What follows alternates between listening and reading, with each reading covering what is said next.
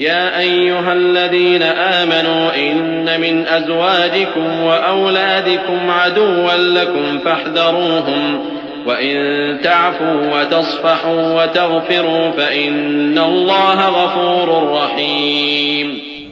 مومنو، تمہاری بیویوں اور اولاد میں سے بعض تمہارے دشمن بھی ہیں، سو ان سے بچتے رہو، اور اگر معاف کر دو اور درگزر کرو اور بخش دو تو اللہ بھی بخشنے والا ہے، مہربان ہے.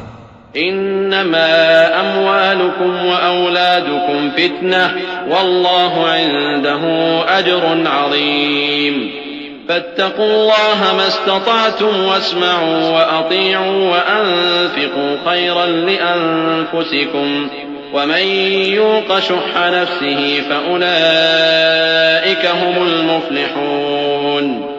تمہارا مال اور تمہاری اولاد تو آزمائش ہے اور اللہ کے ہاں بڑا اجر ہے، سو جہاں تک ہو سکے اللہ سے ڈرو اور اس کے احکام کو سنو اور اس کے فرمانبردار رہو اور اس کی راہ میں خرچ کرو، یہ تمہارے حق میں بہتر ہے. اور جو شخص طبیعت کے بخل سے بچایا گیا تو ایسے ہی لوگ راہ پانے والے ہیں.